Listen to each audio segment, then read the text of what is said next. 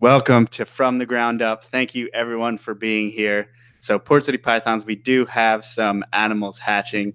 We have a whole bunch of corn snakes. We have our Florida King Snake clutch that is up now if you want to check that out on portcitypythons.com, as well as we have our caramel sunkiss, some honey stuff coming up, and that stuff will slowly trickle onto the website while I get time to separate everyone and individually picture everyone. Right now, last night I separated and fed 53 babies, and today I got like another 30 or so to go. So that's what I'm kind of busy doing. So sorry I don't get them on the website right away, but we're trying to get everyone established, feeding, all that good stuff. T-shirts are available at portcitypythons.com, as well as springtails available on the website as well as sphagnum moss. Other than that, that's pretty much all I got for you. The guest I have on the podcast today is Gavin from Balls2U. Gavin is a ball python keeper, breeder, YouTuber, all things UK ball pythons. We'll talk a bit about that. But Gavin, could you give us a little overview of who you are and kind of how you got involved in the reptile hobby? Sure. Hi, guys. Okay, first things first. Obviously, my name's Gavin. I'm Balls2U on YouTube and Instagram. My passion is ball pythons, let's say, as well as keeping and breeding ball pythons, which we'll talk about, how I see it being the same or very similar. For me, ball pythons was just such an array of colours and mutations that, it sort of, there was something for everyone, and I remember seeing the first bumblebee ball python, and that just blew me away. So for me, I was very excited about getting into ball pythons and breeding ball python. I've kept them for years, and again kept other species, but for me, the excitement of the mutation side of things was what drew me in. Obviously, I decided to start documenting and trying to help people via YouTube. And for me, that was really successful because I noticed there wasn't a lot of help out there when I was trying to get into it. And I emailed quite a few breeders and people like that, asking for help. And I quickly realised it was a type of pay-to-play hobby. If you brought the snakes off the breeders, then they were willing to help you. For me, I felt that was a bit wrong, because for me, I just wanted, I'm a very helpful type of guy. So for me, helping people comes naturally.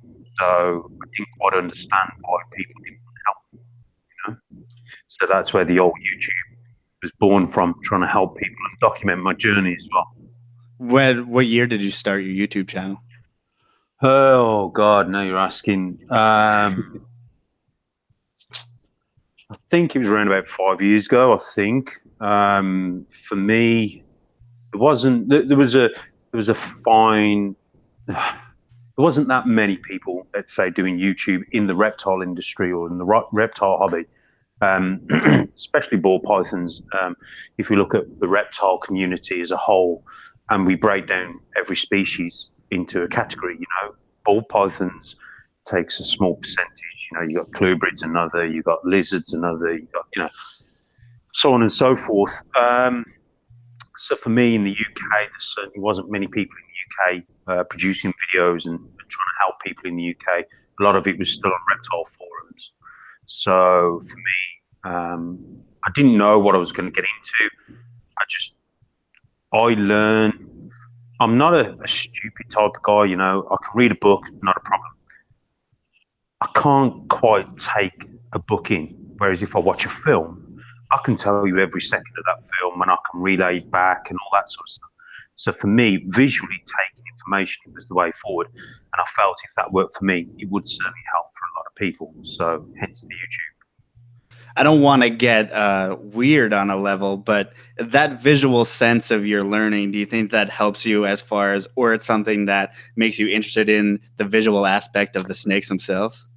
Sure. I mean, for me, I still get wowed by the quality of a single gene, let's say. So if you take just a pastel, yeah, if you've got a high quality pastel, that can still wow me as much as seeing a 3 or a 4 gene animal. And sometimes, like, I'm a big sort of, you know, build from the ground up, you know, buy your base genes, the quality genes, and then put them together, then make your combos.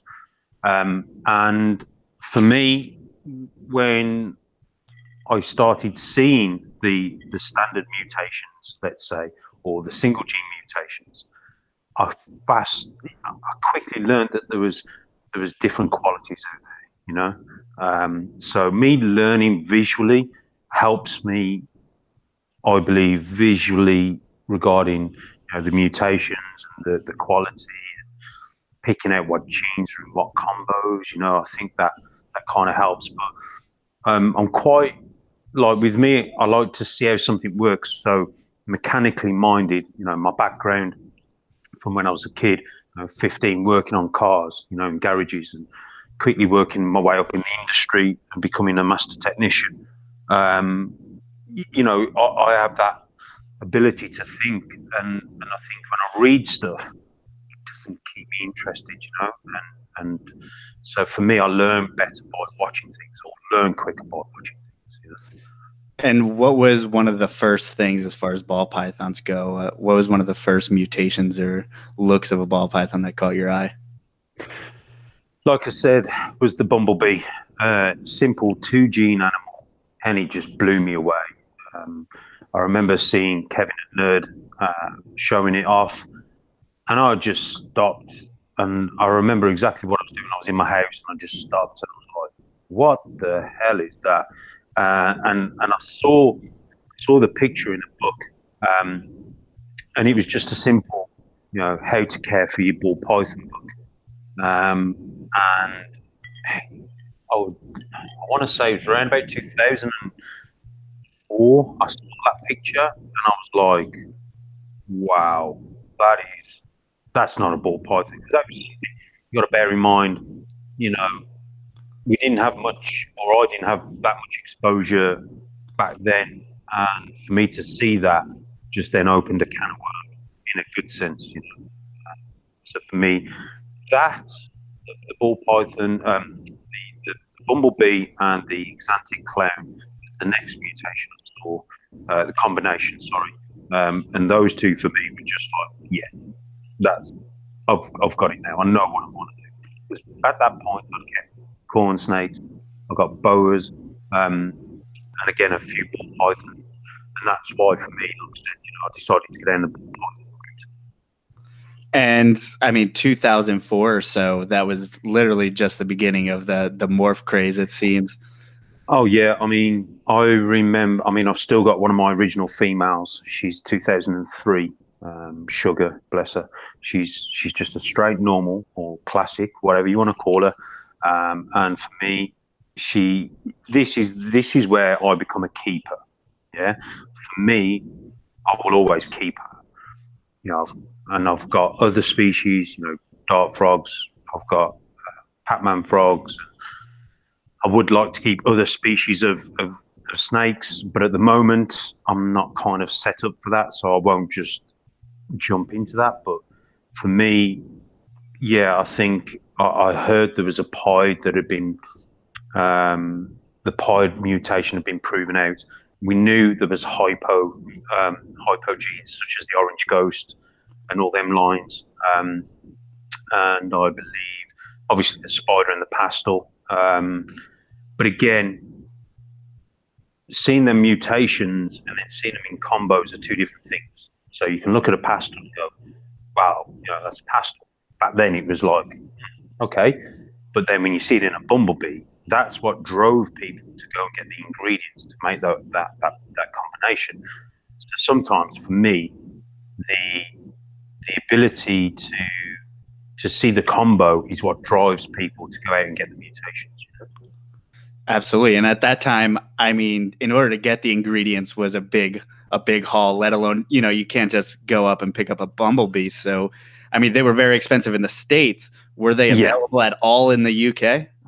Well, not that I know to. However, what was quite good was back in the day we were realizing that we was having imports come through, and obviously into the industry and into the hobby, into the pet shops, and back then ball pythons weren't really seen as the snake to have.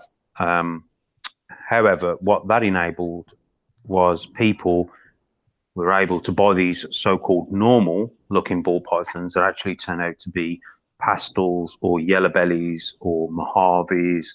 And by pure accident, we actually started to realise, and fires as well. Fire was another one that came into the UK, well, into Europe and then into the UK, purely by accident, I believe, into the UK. So there was a lot of mutations that came into the UK that was pure, accidental, let's say.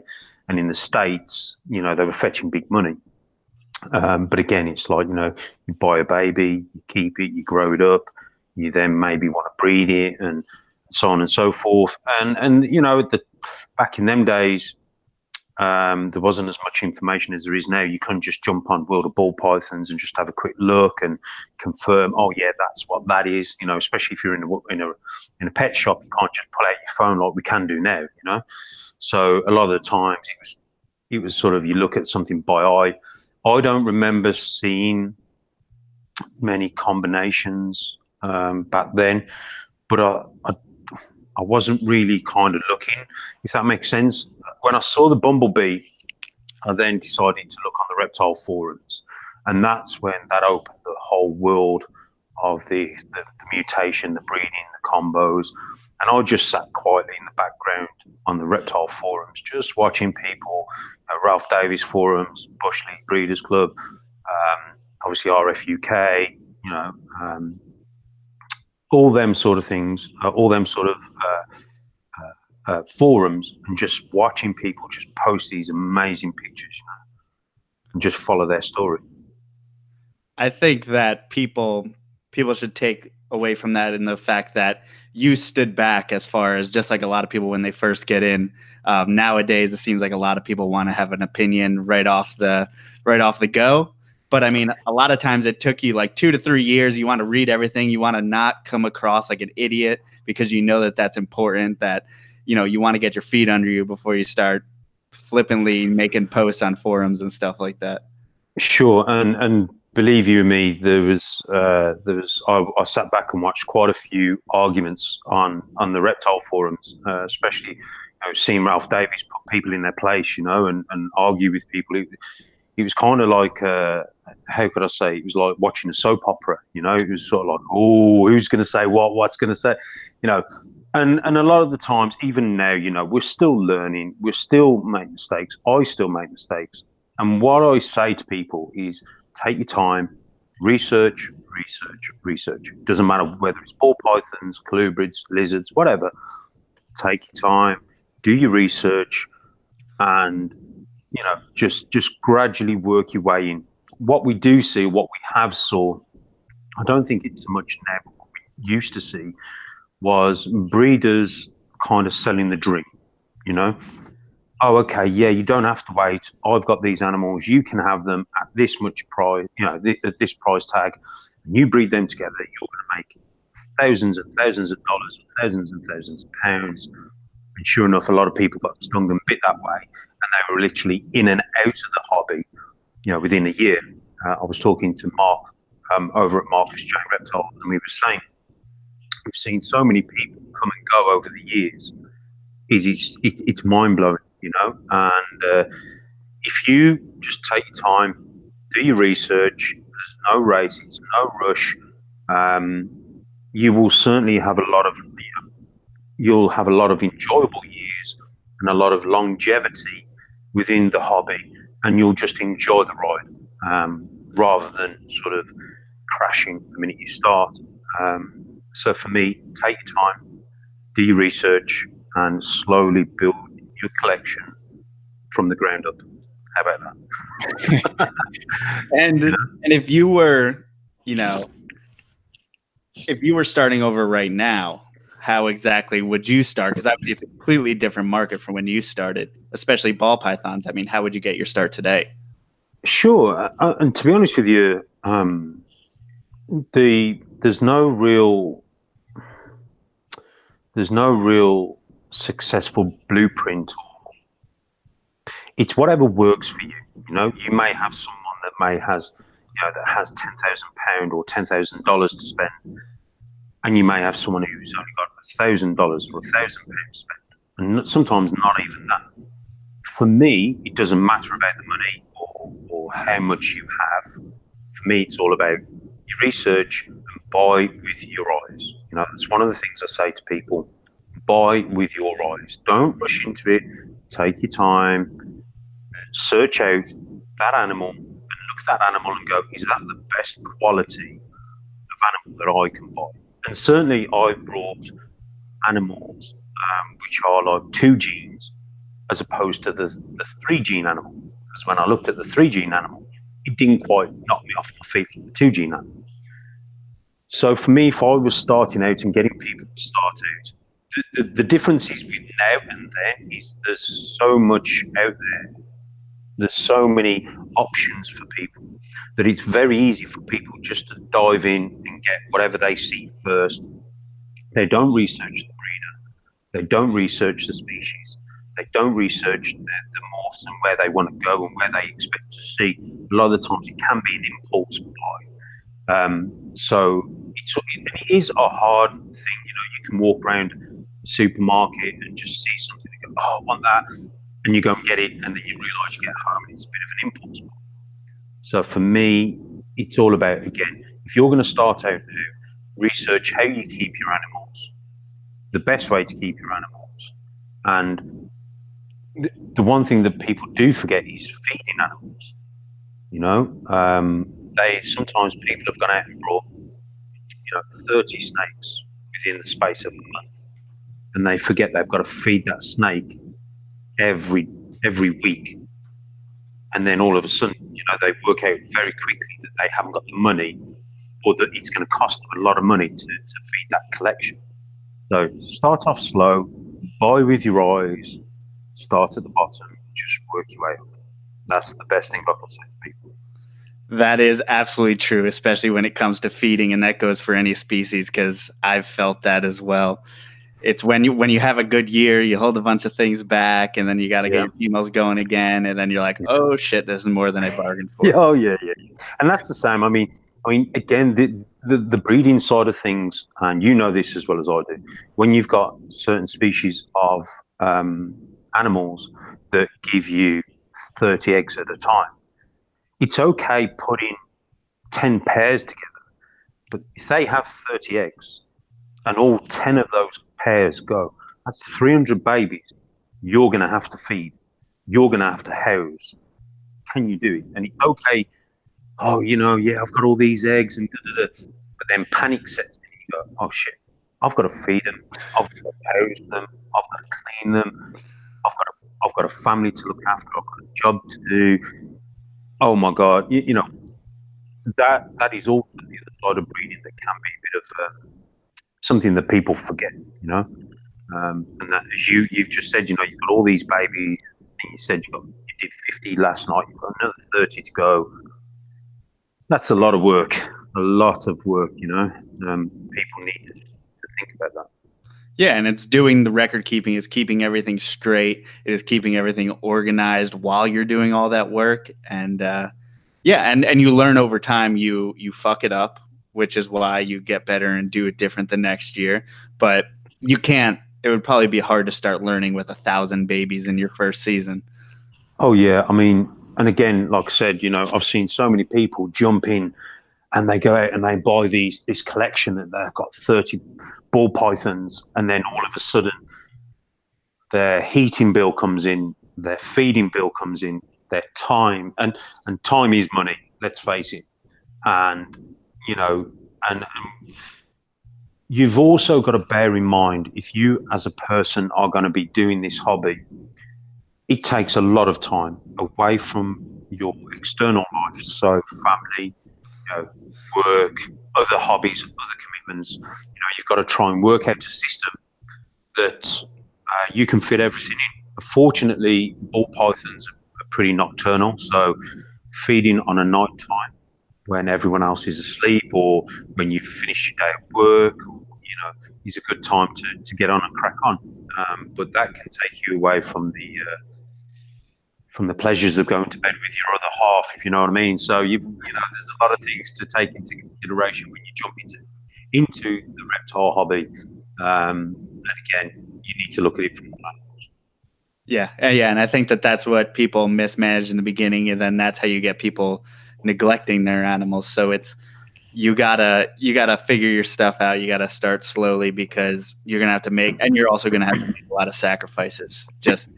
You got to put your animals first, or else you're just simply not gonna be successful. Sure. I mean, there's so many positives. Don't get me wrong. So many positives in this hobby, and so much good. But what we wasn't exposed to before was the bad times. The animals dying, the baby's not making it, the animals not feeding. Like I said, the price of food, housing, cleaning, time. Not being able sometimes to go on holiday for 2 or 3 weeks because you've got to get back and look after the rodent colony, rats, whatever you call them, because you don't have anyone who can come in and help. And that's the other thing. People get into breeding and they get the babies, they hatch them, and then they go, oh, my babies won't feed. Okay, well, have you tried live? Well, no, I don't have any live.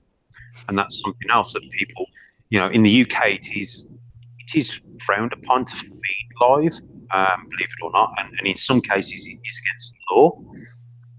However, if that animal requires live for its diet, and that's the only thing it will take, then that is deemed to be okay.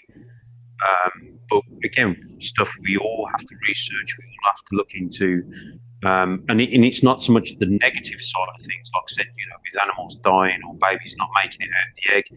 It's the realization of, look, this is what it is. The good does outweigh the bad, but just be prepared for that bad. And that's something that I wouldn't say I've led. I would say I've helped expose people to the what could happen.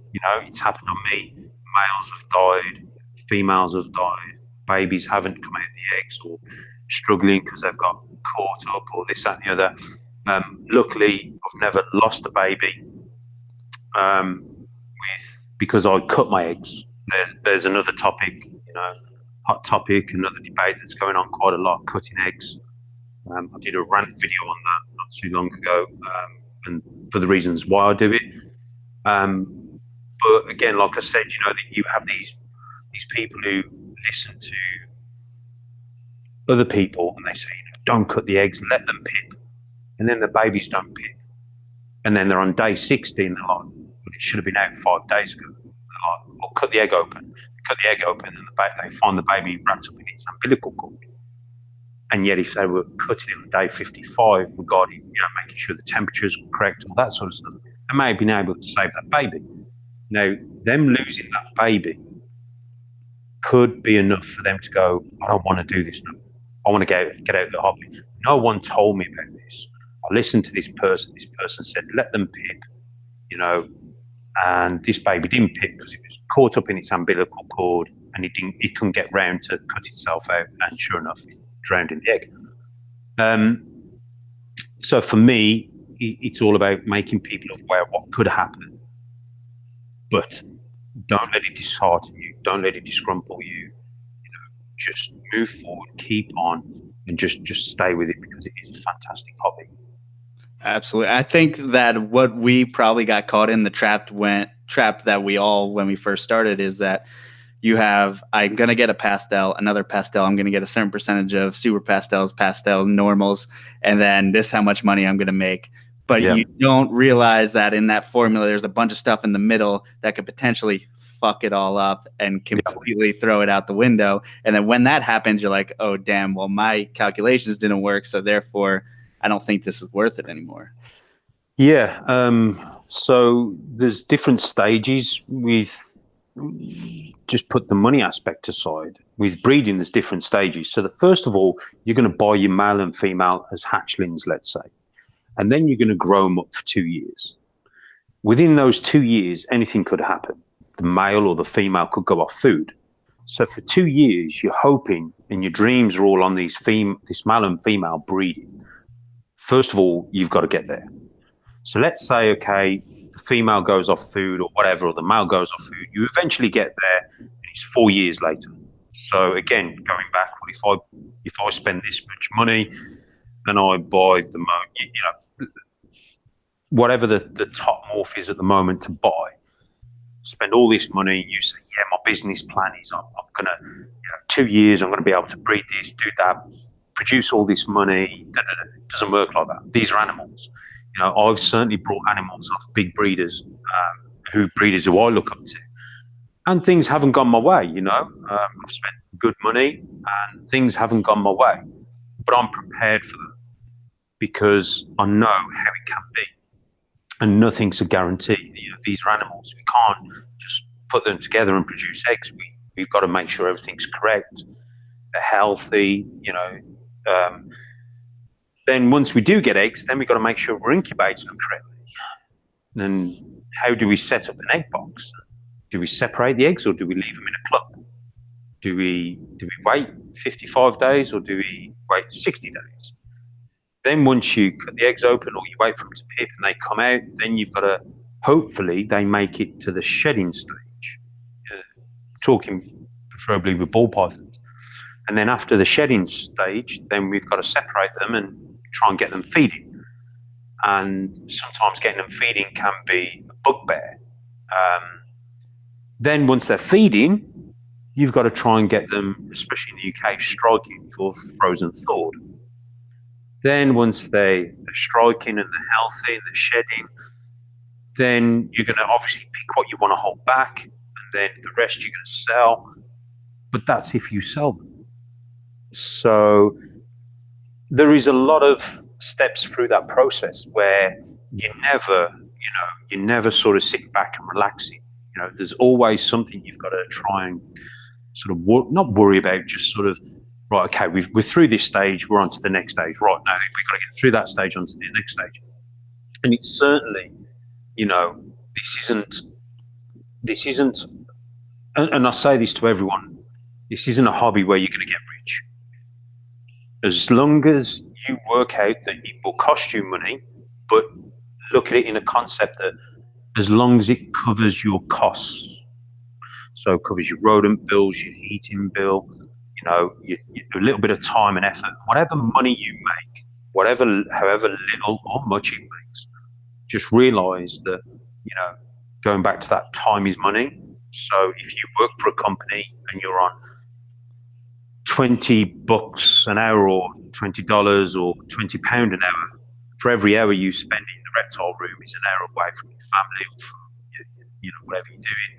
So that money, yes, you've made a chunk of change, but you've also got to think the time and effort that you've put into those animals. So really, it's definitely not a get rich quick. And for those people who think that they can breed two of the most expensive ball pythons together and they'll produce a load of babies and start selling, and they've got another thing coming, trust me.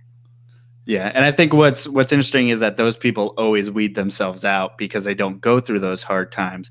But then again, who gets hurt during that process is the animals. So how do we stop that from happening? Sure, and the one thing I've learned, Joe, is that we educate the public. And what I mean by that is, I'm a big proprietor of, when there's a reptile show coming up in the UK, there's only 4 of them at the moment in the UK. One organisation, the IHS, they run 4 shows a year. I always try and say, people put a video out there and say, look guys, got the reptile show, you're going to be like a kid in a sweet shop. There's going to be so many things to look at, not just ball pythons, other species as well. I always say to people, take your time, speak to the breeder, because certainly in the UK, we can't really advertise it like a business.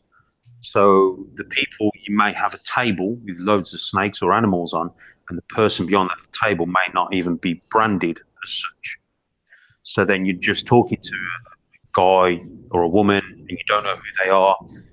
So I always say to people that, take your time, find out who they are, how long they've been doing it, find out if they've got a particular page on Facebook or Instagram or social media. Do a quick, skim on your phone, have a quick look, and research that breeder. Certainly sometimes talking to a breeder, provided they're not like a car salesman, excuse the pun,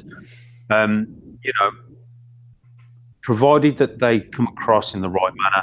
I always say to people, just go away, research the breeder, research if it's a new species you get into, you should be doing your research before you even go and look at them. But if it's a breeder that you've never met before, it won't take you long to do a quick skim on the internet, find that person, and try and see if they are who they are. And certainly, I've had a lot of success with the public coming up to me and saying, thanks for your advice. I was almost going to buy this animal, and I did what you said, and it actually turns out that person was selling it on behalf of their friends, auntie, uncle, nephew, that they don't even know what the pairing is. So educating people in that sense, I think those people who used to make a lot of money by selling people the dream are fading out, and they're realizing that people want customer service and they want quality as opposed to just being sold something and then never seen again before. Absolutely. So. And how do we, there's probably more people talking to this who aspire to be breeders or who are breeders. How do we kind of get that knowledge out there and educate the general public who may become our customers? It's education, isn't it? It's like I do the videos, I put them out there. I try and get people, certainly around the show times of the year in the UK. I just try and tell people, research the breeder, research the animal, and just get out there on the social media. And certainly for me on Instagram as well, if people don't do YouTube, they can use their Instagram. For me, they can, if they've brought off someone, they can certainly give someone a shout out. Fantastic animal, fantastic service, 100% transparent, and what a top guy to speak to. That word of mouth for me within the motor trade, certainly within the motor trade, word of mouth is a massive thing. And for me, that's what it's all about as well in this hobby. Word of mouth. Did you watch one of Gav's videos? Oh, did you see one of Gav's posts on Instagram? He highlighted this person was the person to go to for the albinos or for this particular, So giving people shout outs and saying to people, look, if you want a good albino line or if you want to go and buy a nice albino combo, this is the breeder I would recommend. And then you'll find, again, people will go to other breeders and other breeders will sort of the good breeders will try and sort of steer people in the right direction, some people do learn the hard way, and they have to get their fingers burnt, and it's horrible to say that, but it does happen. But for us in the hobby, it is all about educating the public and just making sure that, for me, I don't breed albinos. I'm not in the project, but I'd rather send them to my ex-apprentice, let's say, Alan, because he does a lot of albino stuff, and he's so invested in making top quality albino combos. I send stuff to him, and then if he has one of his customers that he hasn't got something, he'll direct it to me. So it's like, we've got to scratch each other's back. We've got to educate the public. We've got to, people want customer service, and I think that for me is what's going to. And again, that's the change that we've seen. People now want to talk to you about that animal. They want to talk to you, and they want to know things, the bloodline, the mum, the dad, where did you get it from? Especially, you probably know yourself with the species that you work with, sometimes bloodlines can be more important than anything else. Yeah. And how important does that then make the fact of, kind of focusing on a single project? So say if your friend is the albino guy, being the albino guy, or should you diversify in different ways? Yeah, sure. I mean, you've got a lot of people out there who only work with a particular gene. And what I mean by that is you've got people who work with albino, but they will also throw in leopard or pastel or lesser or enchi. But their main gene that they work with is albino or exantic or clown or pied. And they will make some diversity and they will make some projects, some side projects. I always say to people, breed what you like. So if you speak to Ozzy over at Aussie Boys and you say, right, Ozzy, what's your favourite gene? What's your favourite animal? Or what's your favourite project? He can't answer you because all that he works with, everything he works with is his favourite. And that's the same for me. I can't tell you there's not one project that I work with that I'm not excited about. So people who just want to concentrate on albino, that's fantastic. It's really good. But they will throw the genes in there to make those combos as well, the quality, all that sort of stuff. So all I say to people is just read what you like, work with what you like, what keeps you motivated, keeps you going. Well, allow me to play devil's advocate and Go on say, then. hey, Gavin, what if I like normal ball pythons, or what if I like something that's ugly? What do I do then? Yeah. One of my favourite ball pythons is a normal ball python. She's, as I said, I've had her since 2003. She's absolutely awesome. But if someone wants to get into, like for example, there's a lot of people doing the Dreamsicle project, which is a lavender pied project. For me, I think it's an amazing project. It just doesn't get me excited. So for me, I don't work with that.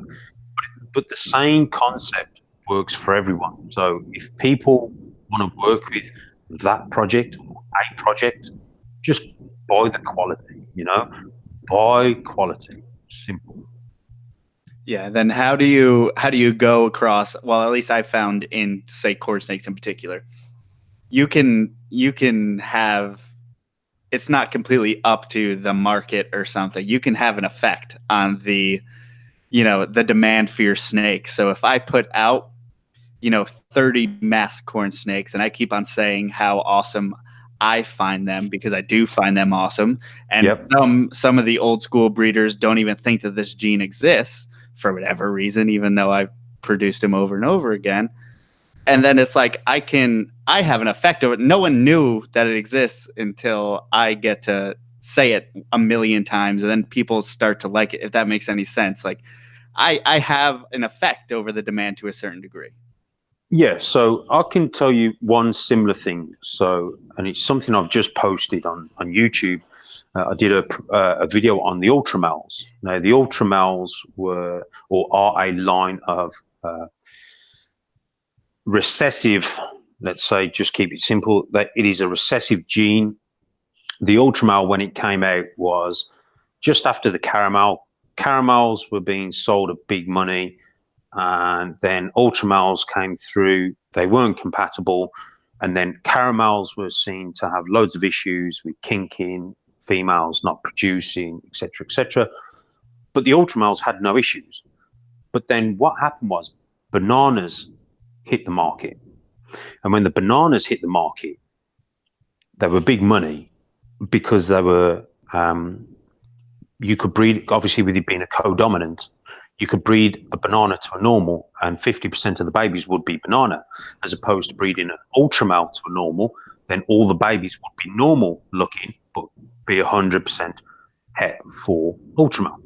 So ultramals got dropped really quick, especially here in the UK. They vastly plummeted. And for me, I couldn't understand why. I could understand the logic in producing bananas and making the money and all that sort of stuff. I got that. But for me, the ultra male was such an amazing gene that it got better with age. And as adults, they look beautiful. So I wouldn't say I had an effect on the ultra male market here in the UK, but once I started to showcase the ultra males, people went, "Oh my god!" Like especially new people coming in, they were like, "Oh my god, what the hell is that?" And a lot of the and old they didn't have to live through the caramel issue, so they didn't have bias. Exactly. And then you got all the old school breeders who had dropped those ultra males, because they thought, oh, we're not making our money. Let's drop them. Let's go and get the banana. Da da da. It was sort of like, then they were sort of kicking themselves, thinking, shit, I shouldn't have sold my ultra male stuff because now the ultra males are going up in price and bananas have gone down in price. So an average banana you could buy for like £100, £150 over here, baby.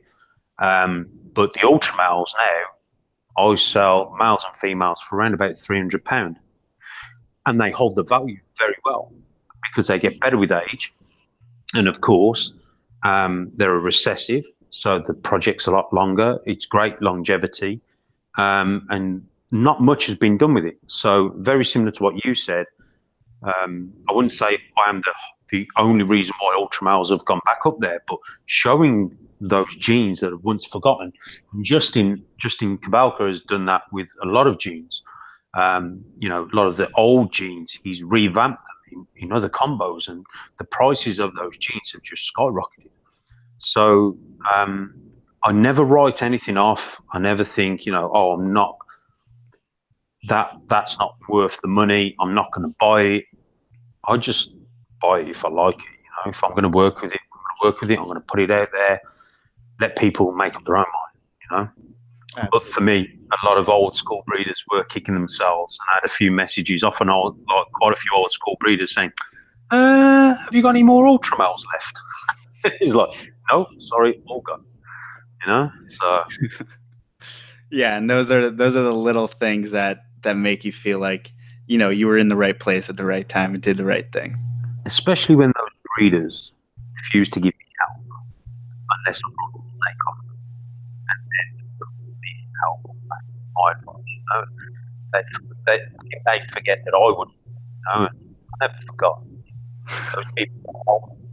I stand true to me, but the people that didn't help me were the breeders that now I get questions. How you doing, Gav? How's things? You're like, yeah, okay, yeah, everything's all good. There was one guy that helped me, Phil, and he's not. He keeps he breeds 1 or 2 clutches a year. I remember buying a spider off him. He was one of the guys on the phone, and he was like, he wasn't anyone out there. None of the big breeders. He bent over backwards to help me, and for him, I'm grateful, because he was one that he knew a lot more than me, and he really helped me. So again, like I said, the big breeders who I asked for help back in the day, they're coming to me now and saying, "Yeah, have you got this?" Good thing. Not in a negative way, just in a way that that's where the whole Balls2U came from. Balls2U. Can you take out your headphones? I don't know if it's the headphones that are going in and out, but I can barely hear you. So take them out of the jack on the phone, and let's see if we can hear you better. Is that any better? Yeah, that's perfect. Okay. So for me, just quickly touching over that, like I said, people who didn't help me are now sort of like, I'm good friends with them. I don't hold a grudge, but they forget that they sort of they quickly palmed me off, and they didn't help me. But that's where the whole Balls2U came from. It was me sticking my 2 fingers up at them, going, "Balls2U, I'll do it myself. I'll I'll learn myself. I'll get people to help me, and then I'll help others. Right. And I think that it's easy for us when we're selling snakes and when we're doing things is people ask you seemingly silly questions, stupid questions all the time. And it's hard sometimes not to write people off and to do the right thing. But I think it's also important to realize that in any other retail business, if someone came into your store, you know, answer their questions, do what you can to make everything right. You wouldn't just completely ignore someone, even if their question is seemingly simple to you. Yeah, there's two lines of question. So there's simple questions, which is fine. You know, we've all been there. It's like driving a car. We've all had to learn. You know,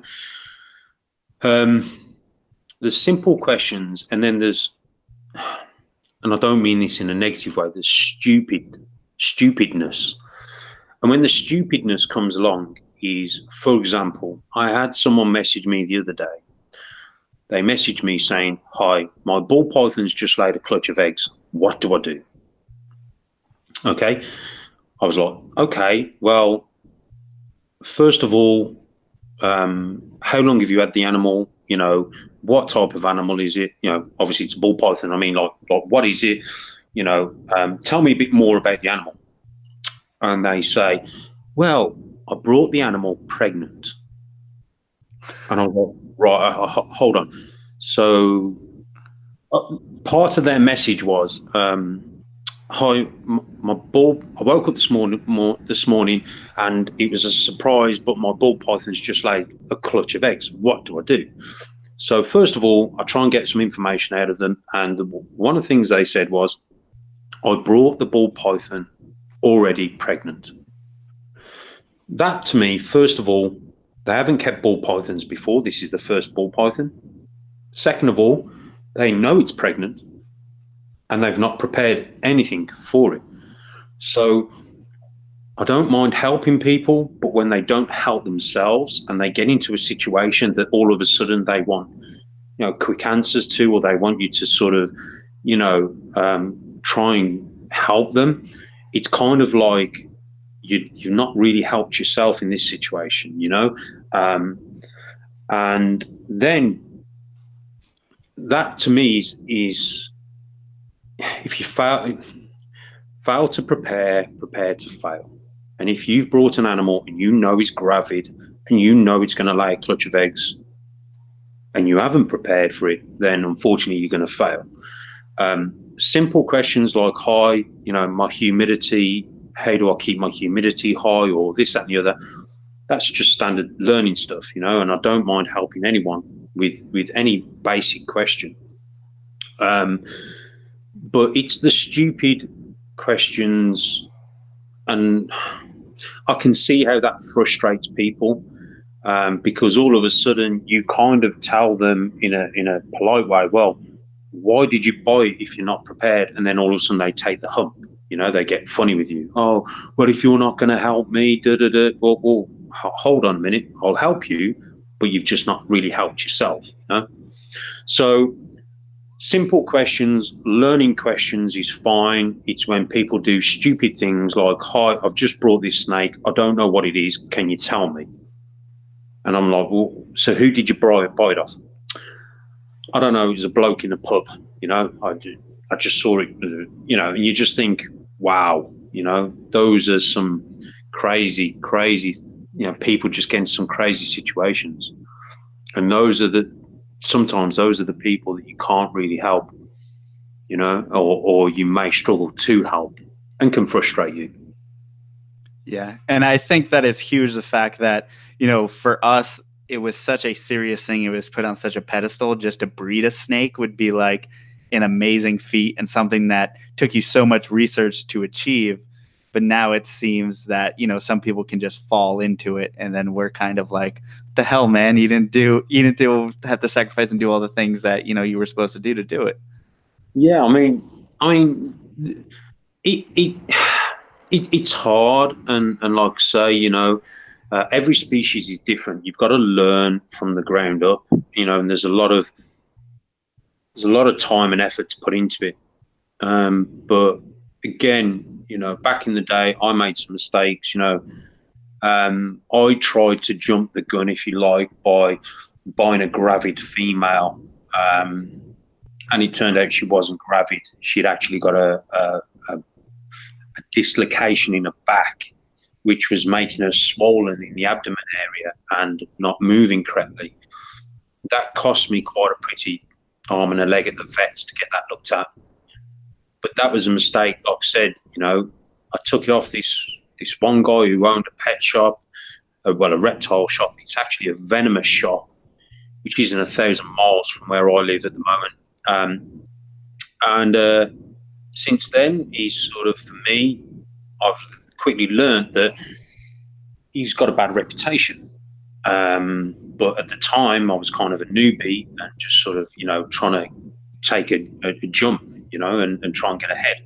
And that's why you've just got to take your time, prepare, get everything set up correctly, and just take your time. Yeah, it's kind of unfortunate in a way, though, that our industry often sets people up for not exactly for success. The fact that the most achievable, if you Google ball python for sale, you're going to get some of the top wholesalers in the world, which, yeah, they may be good at this whole business thing, but they're not necessarily going to give you that one-on-one, as well as, you may not get the quality of animal that you're looking for. Sure. I mean, there's a lot of reptile shops over here in the UK are geared up to selling snake starter kits, which are probably ideal for a corn snake or a rat snake or, some sort of colubrid. But for a ball python, they're not ideal. And like you said, if someone just wants to go out and get a pet and they go, oh, let's get a pet snake, and then Google pet snake, if they come across a ball python, they get it home, they've got it set up, actually they've got it set up on a 4-foot viv. Believe it or not, people, reptile shops have sold UV lights for ball pythons. And you just think, wow, they're nocturnal. They don't come out during the day, so they don't need a UV. So all that sort of stuff. And again, these people can get this snake and it vastly deteriorates and they have loads of issues. And they're like, wow. All of a sudden, they don't want it, and they start discarding the animal. And that's where we have then got to pick up the pieces from someone else's mistakes, rescuing animal, all that sort of stuff. And there can be genuine reasons for rescuing an animal, but sometimes they've got sold an animal, or they've jumped into buying an animal, they haven't done the research, and this is where it leads them. But it is what it is. Like I said, there is 100% more good in this hobby, industry, whatever you want to call it, than what they used to be. And it is getting better, There's a lot of people now who come to me buy their first ball python that have actually done their research, and you'll see some of the comments on my videos. People have gone, I've been researching now for 6 months. I'm not going to buy one, but thanks for putting the video out there. You've opened my eyes, And that sort of, to me, is like, okay, that person is clever. They're doing it correctly. They're trying to take the time.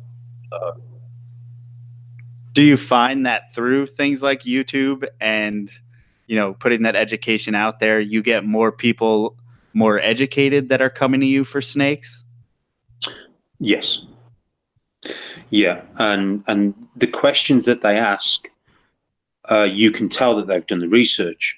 So they'll say stuff like, so if I breed this to another Mojave, will I get a blue-eyed leucistic, or will I get, and they're starting to use the terminology, they're starting to know the breeding, and they have a concept of what they want to make. Gav, I'm buying this because I want to make these in 3 years' time. They've got this game plan, if you like. They've got this mindset that they know what they're doing. They've researched it.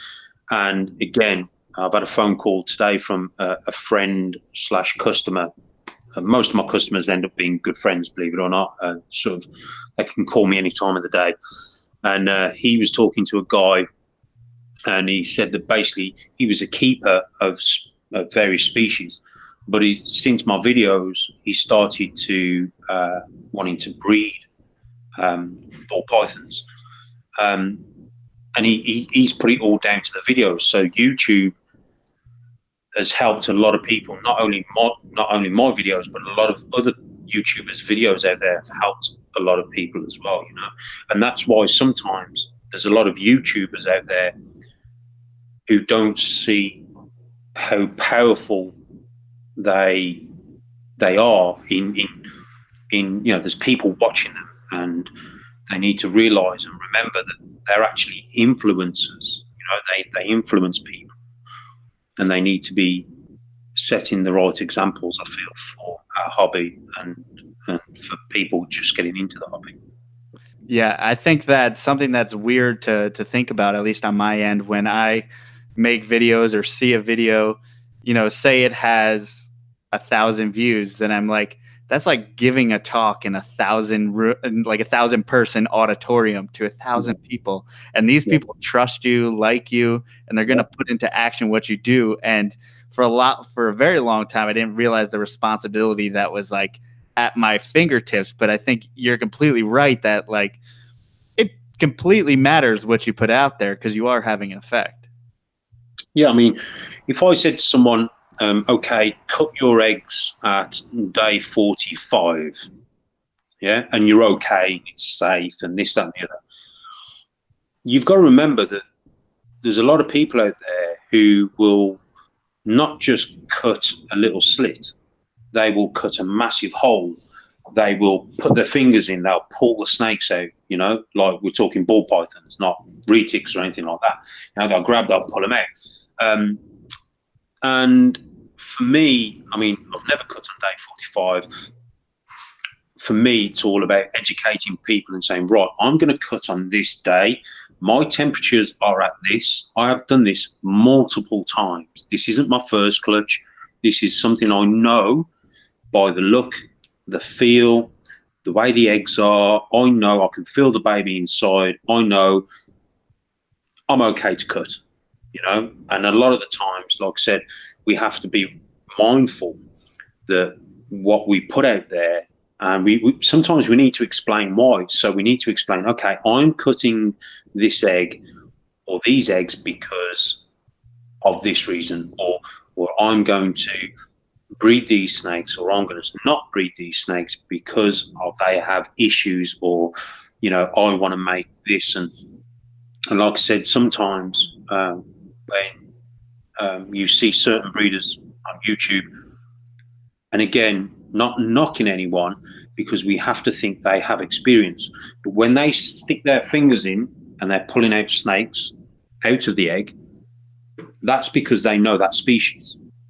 And then I've seen other people do it to ball pythons, and that's something we don't do. You know, we don't stick our fingers in, we don't pull the snakes out, we don't have a look at them, we don't put them back in. We just cut a little opening, we have a look, we make sure the baby's okay, then we leave it to come out on its own devices. Again, something that's completely different to one species, you know, could kill a baby in another species. So we have to be mindful of what we're putting out there. So are you, say, a cut on day 55 guy, or a first one pips, then you cut the rest guy? I'm a cut on between day 50 and day 55. So for me, my temperatures, so let's say, for example, if I'm going away for a weekend and it's day 50, I will make sure I will cut those eggs, so I know while I'm away, those babies have got every opportunity to come out of their egg safe and sound. What I have noticed is that, I don't know whether it's this year, but I've seen a lot of people saying that we're not going to cut the eggs until all of them have picked. And, or at least, this is what they start off with. So they say, we're going to wait till all of them have picked, and then we're going to cut the eggs. And then come day 60, and there's one or two animals which haven't picked. So then they cut the eggs, and they realise that baby's got an umbilical cord wrapped around it, and there was no way it was going to get out, and it's died.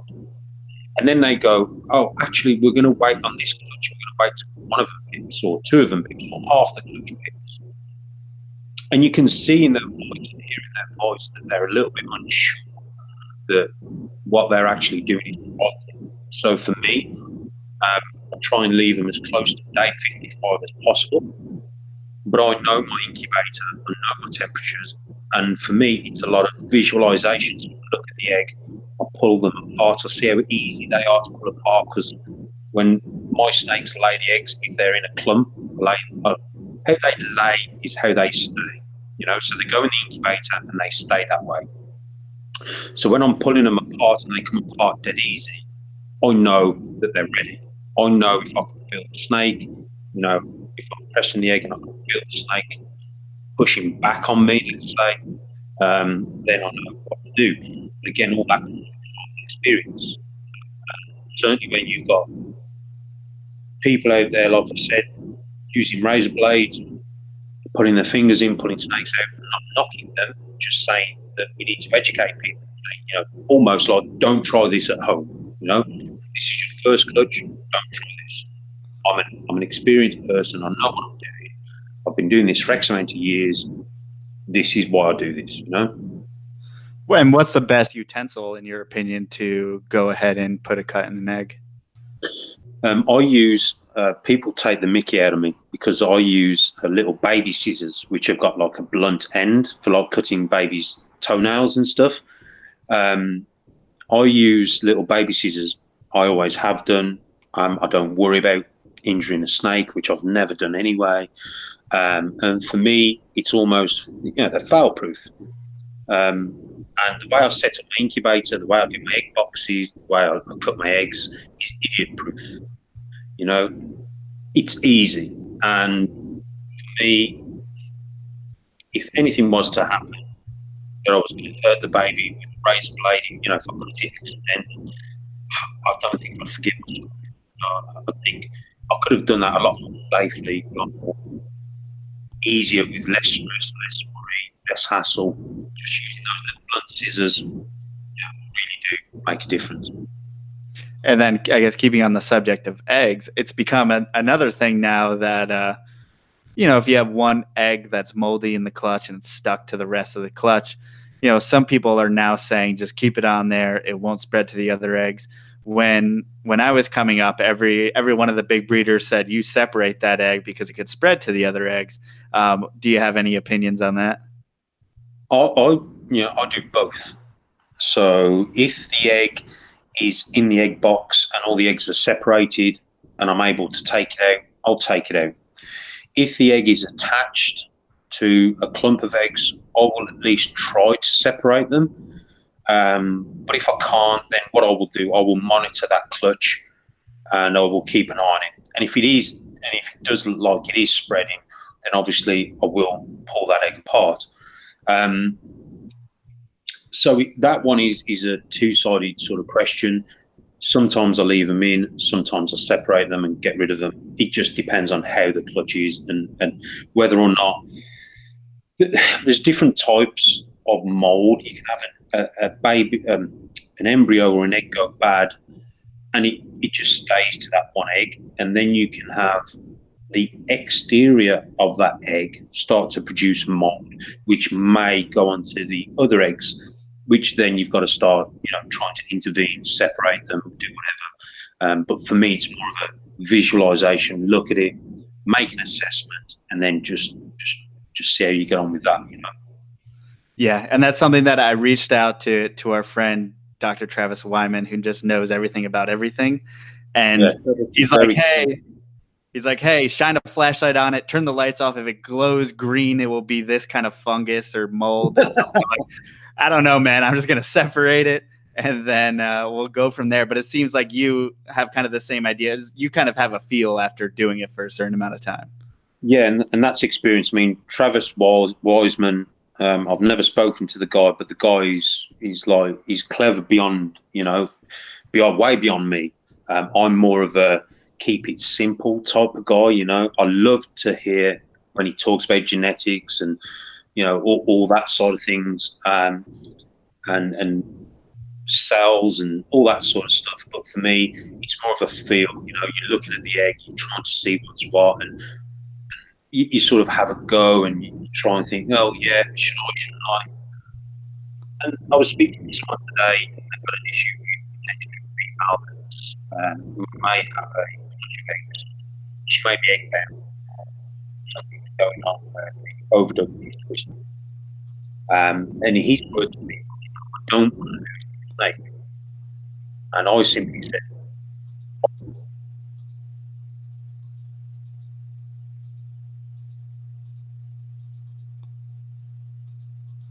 All right, give me a second. I can't hear you.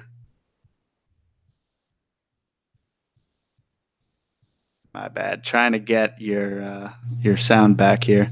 You were going in and out, and now you're just out. And now it's just saying muted on this right here. I may have to have you get out and come back in potentially. Is that working? Oh, gotcha. Yeah. There you go. Yeah, you just said you'd muted me, so I've just unmuted myself. My bad. It's okay. I know I'll rabble on. Yeah, so a guy said, I don't want to lose this snake, but I'm worried about doing something. And it seems like this female may have a twisted oviduct or some eggs congealed together, stuck. And I'm one of these people where I'd rather try and fail and not to have tried at all. Because certainly, if I look back and go, I could have saved that animal if I'd have just done this. For me, that would be a real kick in the balls, so to say.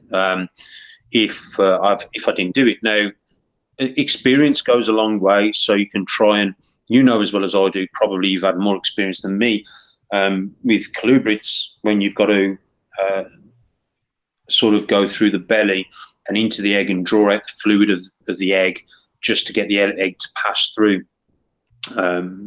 Kevin over at Nerd did an awesome video on a female with a stuck egg or a bad egg inside her, and he basically punched it with a syringe, poured out the excess fluid, and was able to push the bad egg out. That's something that I wouldn't advise anyone to try. Get someone to show you or watch someone do it, learn. But for me, I'm one of these people where I'd rather try and fail and not to have tried at all, and that's how a lot of the times I've learned stuff, through my own mistakes or not making mistakes, let's say, or finding something that works. So certainly it's good to be in that sort of, have that mindset, Yeah, if you're lucky enough, you learn from other people's mistakes, but sometimes you got to make them yourself. But on the side of like home remedies and stuff like that, are you, doing a lot of your own stuff as far as, respiratory, bump the heat, humidity, that kind of stuff? Or are you always going to a vet for things? What's kind of the balance there? So I'm kind of lucky because I have a contact who's a reptile vet, and he's very open with me. However, we have to bear in mind they are licensed and they have to follow guidelines. Yeah. However, there's a lot of home remedies out there which work the same, or if not better, than antibiotics for stuff like respiratories. And sometimes it's about knowing the species. So ball pythons, very stressful animal. The stress levels go high, their immune system drops, they're more likely to get a respiratory. So if we look at that, we say, right, my ball python's got a respiratory problem. Right, okay, what we're going to do? Well, we're going to take it out of its enclosure, we're going to inject it with an antibiotic that is 50-50 whether or not it's going to work. And we're also as well going to use a nebulizer and nebulize it for 20 minutes twice a day. Okay. Do you not think that's going to stress that animal out? Do you not think you're not bringing that stress level down? You're actually keeping it elevated so their immune system doesn't get a chance to recover. The way I look at it is the snake's metabolism is 10 times slower than ours. So for them to get over a respiratory, it takes time. We take a week to get over a cold. For them, they could take 6 months. Certainly what I've learned is the less stress you give that animal, the better it will get, or the quicker it will get better. So for me, and the vet in question who I speak to, he sort of openly said to me, it's a 50-50 if antibiotics work, whether it be Fortran or any of the others. It's a 50-50. We know it sort of kills or helps kill the bacteria, but we all know that when you nebulize a snake, it's ingesting through the lungs the antibacterial, the F10, and it's going to kill and help kill the bacteria on the lungs. The problem I have with that is, so if you're doing it 20 minutes a day, once or twice a day, what about the rest of the hours through the day? What about the 23 hours, other 23 hours of the day that it's not being nebulized? Is that giving the chance for the bacteria to grow back? And again, we're taking the snake out of an enclosure, putting it into a smaller tub, nebulizing it, doesn't know what's going on, really high stress level, then it's going back in. So what I try to do, and what I've found that works, is I use a solution. Obviously, the snake is quarantined. The temperatures are turned up higher than normal. So the hotspot would be around about 92, 93 Fahrenheit. And what I do, I keep the humidity between 80 and 100% with and I'll use like an antibacterial solution mixed with water. Okay, so that goes in the bedding. So constantly, as they're breathing and they're in their enclosure and they're not being pulled out, that humidity is high, the heat is high, and they're breathing in the solution as a gas. And for 24 hours of that day, that animal, if you like, is being nebulized because it's taking in that antibacterial and it's helping to clear the lungs. So home remedies, there's a lot to say in a positive way. And I certainly, what I've learned, had to quickly learn, is when you do start breeding or keeping animals, you do have to have like an emergency kit, like ready, and you have to be ready for anything really, egg-bound females, males gone off food,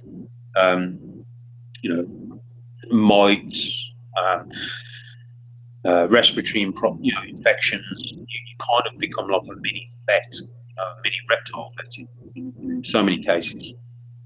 Yeah, much like farmers have to learn their own home procedures for their cows and whatnot, we need to be at least basically competent to take care of some of the normal issues that face us, year after year sometimes. Yeah, sure. And there's a lot of issues out there that can come along. And again, this is all educating people and saying, look, breeding is so fantastic. Producing babies is absolutely awesome. You just need to be prepared, and I've met so many amazing people in this hobby that a lot of them are close friends, and most of them are in the US. We speak on a regular basis. Certainly when I go over to Tinley, when we speak on the phone to a lot of people over there, they're like I've spoke to them last week. There's so many good people in this hobby, and so many amazing opportunities that it's I can't see myself being without it. It's amazing. So all the downside of things, not negative. It's just trying to pre-warn people. Be clever, think about it. You're gonna have an amazing time, but be prepared for the. Talking about like being prepared. In the US, we have things, especially in Morelia, it's big, but it's also, I think, more common in ball pythons than people like to admit. But we have nidovirus. Have you seen anything like that over in the UK? Not personally, no. I was made aware of it about 3 years ago. It's something I've not come across, so I can't really comment. It's something that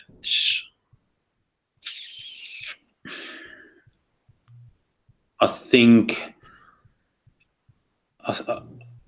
it's sometimes we need to be careful. So, for example, you can have someone. Let's say you find a few spots on your body. We used to think back in the day, oh, I've got chicken pox or I've got measles, or but nowadays people think, oh my God, it's a worst case. It's meningitis, or sometimes we can make things bigger than what they are. So for me, I would also always say to people, look, before you start looking at the worst or the least case, just get yourself to the vets, get the snakes, obviously checked over, get them checked correctly. And then once you know what's going on with the snake, then you can obviously go from there. For me, I don't know too much about that here in the UK, whether breeders have kept it under wraps, whether I don't know. I don't know, but I have sort of done a little bit of research on it, but I'm not seeing much of that here in the UK. Yeah, and I think it's important to acknowledge the fact that, like we said earlier, this used to be a very, very closed system as far as knowledge goes. People used to hold on to their knowledge, but now we are much more open. So I hope that we can continue, and people who are facing issues can continue to be open with them, and to help the hobby as a whole. Sure. I mean, back in the day, again, even now, you'll see a lot of big breeders who won't put out the bad side of it, let's say, or the negative side, or the downside of things. And I do think they don't put that out because they don't want to portray themselves in a certain light. If you get that, if you say, hey, he had a 6 snake, a lot of people will say that guy has 6 snakes, let's not buy from him. So, I mean, there's probably a good reason for them not to talk. Exactly. And let's face it, I dare say everyone who's listening to this has come across mites, come across respiratories, females or males that have died, issues with eggs, egg-bound females. I certainly have, and I feel that for those people who say, yeah, I've been keeping snakes for over 10 years and I've never had a problem, then I don't believe, they're keeping. Yeah, I find that hard to believe if they've got 100 snakes that they have never come across a problem, So it is out there, other breeders, even simple things like breeders selling the same snake twice. They've missold it to two people, or they've sold an animal and it's died and they haven't put it out, or they've misidentified a snake or missexed a snake and they haven't told people. We all mess up. We all make mistakes. It's how you deal with that mistake. If I've missold an animal and it's the wrong sex, the wrong combo, that's fine. Here, what do you want? What can I do to put it right? It happens. Like I said, we all mess up. It's just how you deal with it that I think will put you in good stead. It's when the rumors get out and you deny it and you try to hide it, and no, that's not what happened. Nothing. That's never happened to me.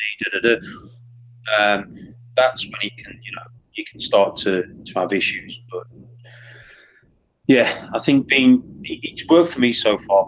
Being transparent has never put anyone off. I believe. If anything, people have come to me because I'm more honest and open. For example, I had someone put a deposit on a snake. The snake itself isn't doing too good, so I've offered for the deposit, to give them the deposit back. That snake will stay with me until I'm 100% happy. And she's decided not to take the deposit. She's thanked me for being honest and open. And she said, what else have you got? So I've only got a few more snakes left. I showed her. And she actually ended up buying a more expensive snake. So with me being honest and upfront, She appreciated that. She's gone, right, no, can I have this one instead? It's more money. And I said, yeah, not a problem. And she thanked me for being honest and upfront, where I know some breeders would just sell that animal and not, oh yeah, it was feeding fine when I had it, all that, when really, no, actually, I'm having to assist feed it. So I don't want you to have that animal. It looks like it's going to have to be assist fed the majority of its life. It may have to stop me for that long. That's fine. However, I don't believe it's the right snake for you, and she's been she was very thankful that I was honest and open with her. So I think being transparent goes a long way. Absolutely. And there's a little bit the subtopic that we talked about before the show, but basically the different tribes within the reptile community. Can you talk a little bit, because like ball python people seem to be in their own place, as well as it's pretty much ball python people and everyone else, it seems like sometimes, because the ball python is probably the predominant group, at least here in the US. But talk a little bit about the different tribes and how we can not be assholes to each other, essentially.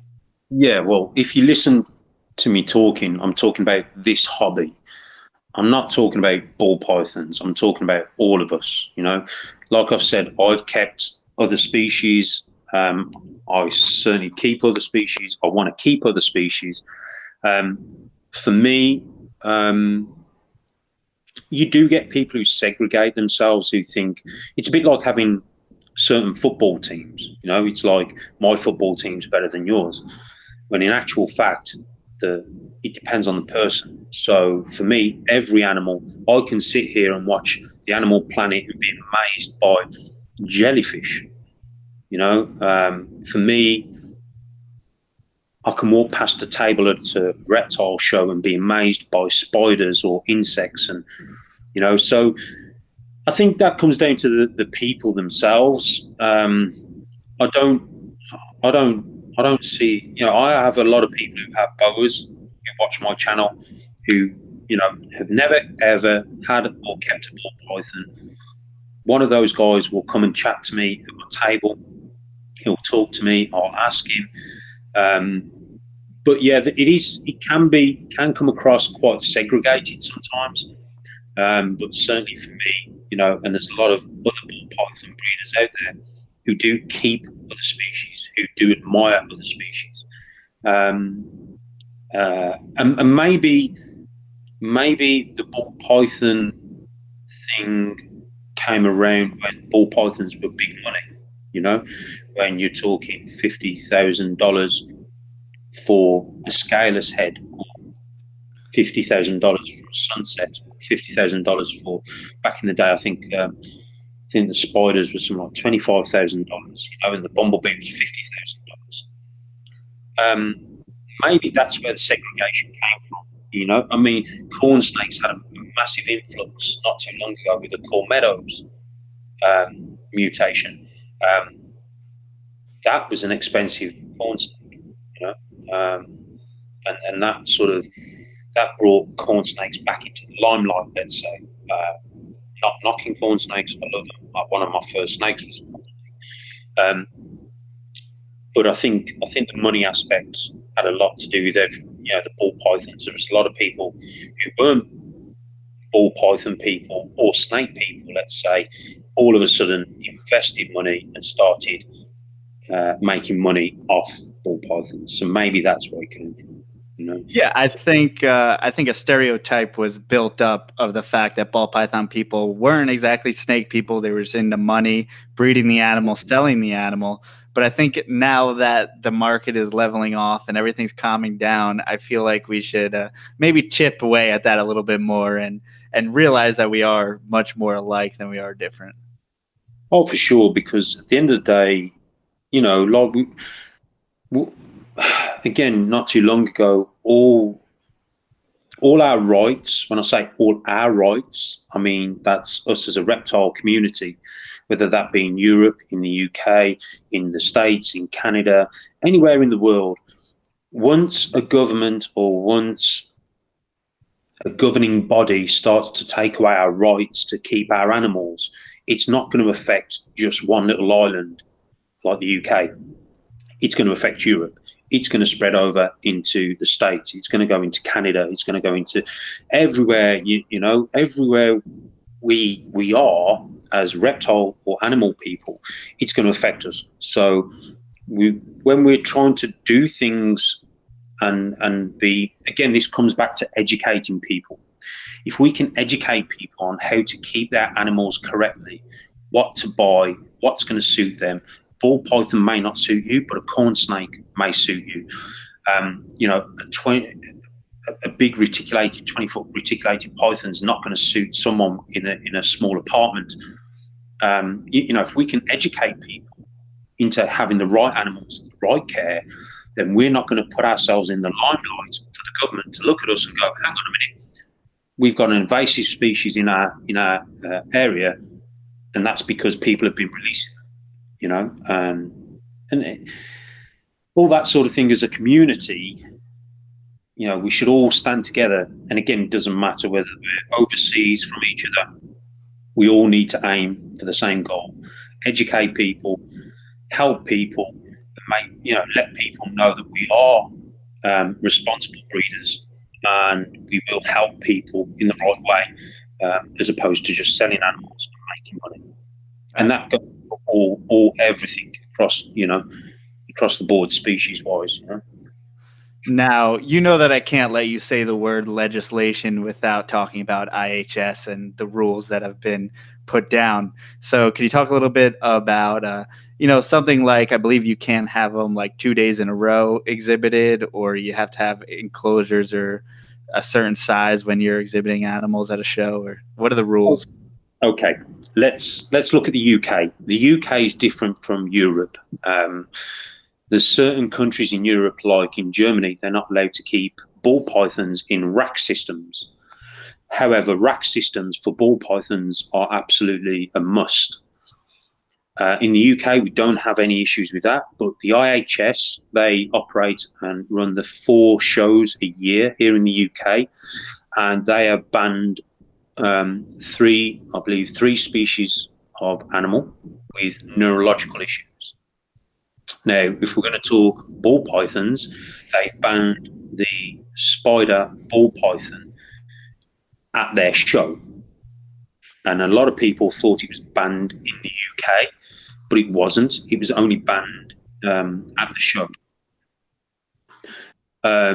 So the show decided to ban the sale of the spider ball python.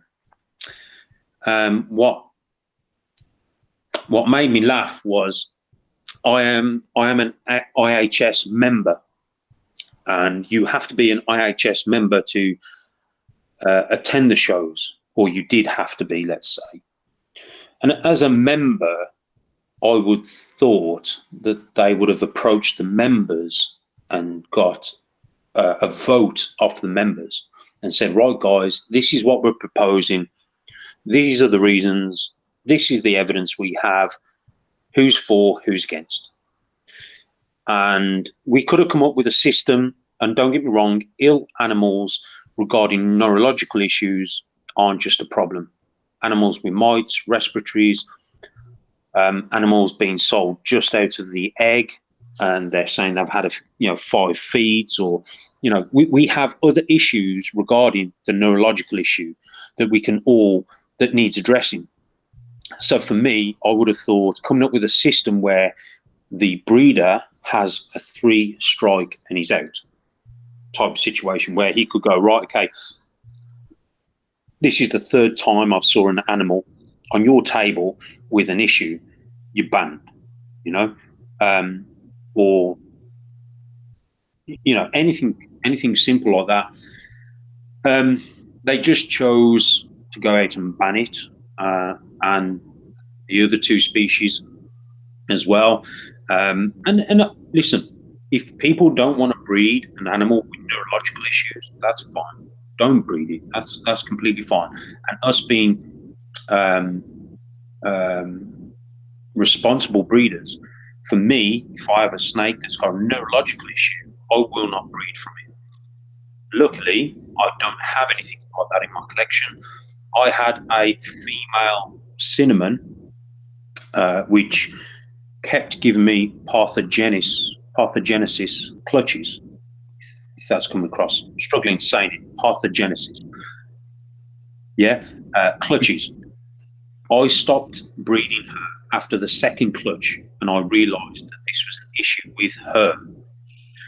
So I sold her as a pet, a pure pet, to go to someone. She's living comfortably as a pet. She's happy as Larry. So it's not just the spider we have issues with and neurological issues with. I think as responsible breeders, we need to be responsible for everything that we work with and everything that we look after and what have you. For me, I just felt like they could have handled the whole situation a lot better. I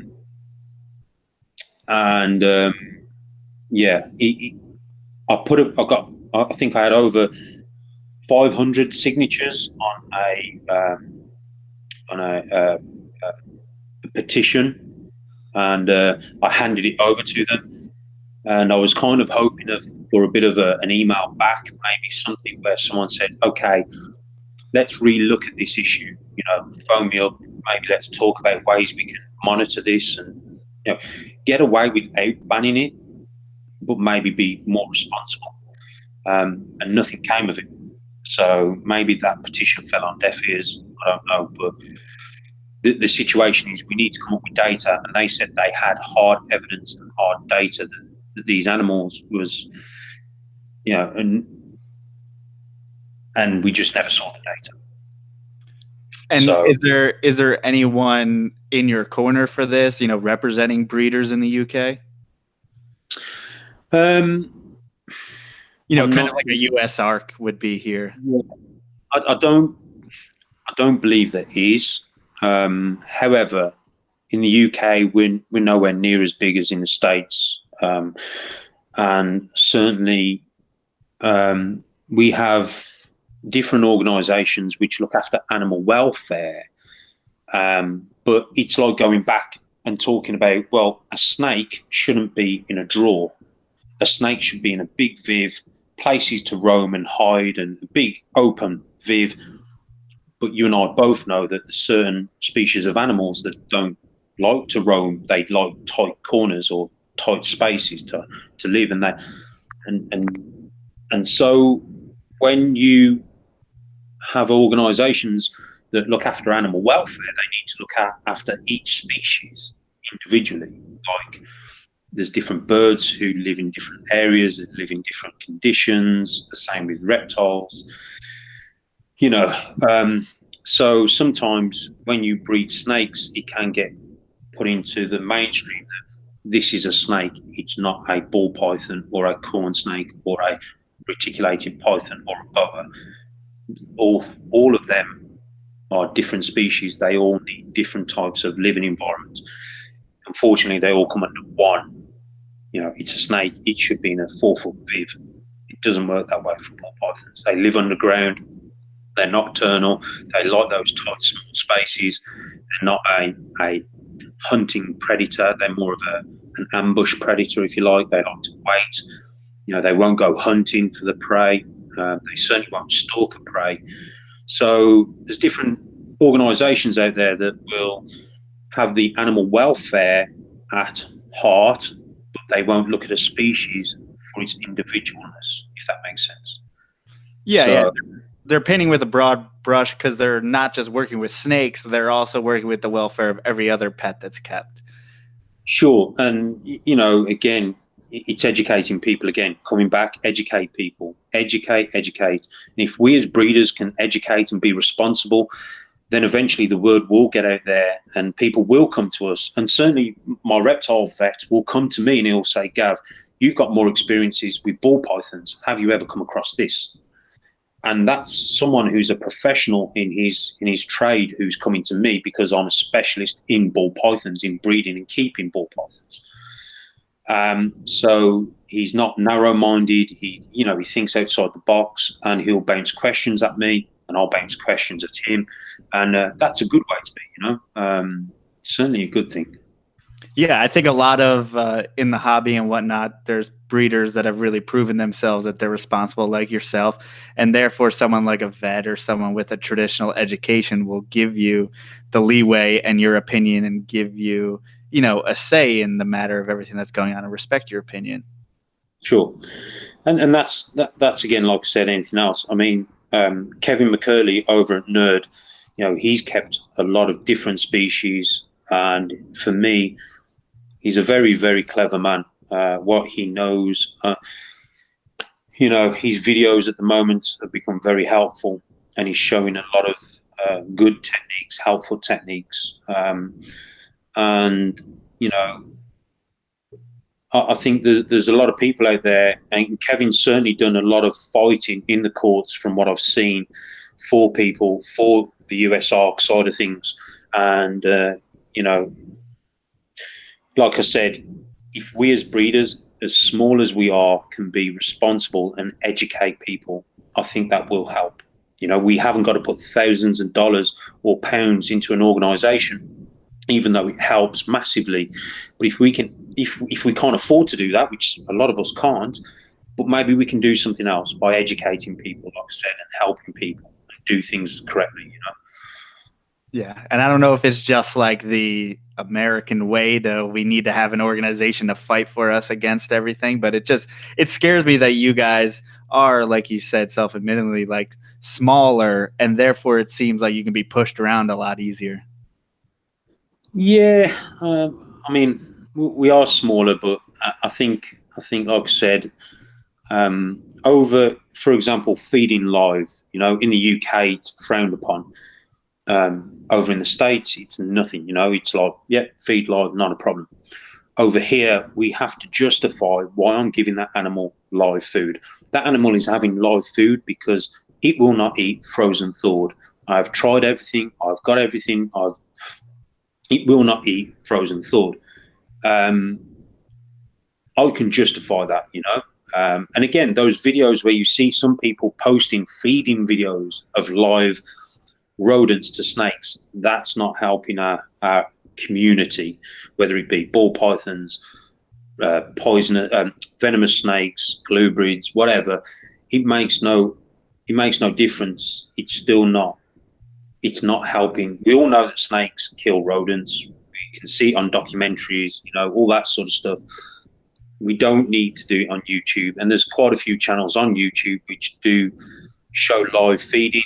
And again, there's nothing wrong in that. But again, like we were saying before, sometimes you've got to be mindful how you're doing something.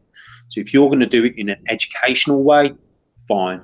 If you're going to do it where you're going to sort of jazz it up, like, yeah, my 20-foot my 20-foot reticulated python kills a rabbit, you know, it's not doing our industry or our hobby any favors, you know. And on the live feeding aspect, at least from my limited experience breeding ball pythons, I mean, it seemed like live was kind of an essential part of the process as far as not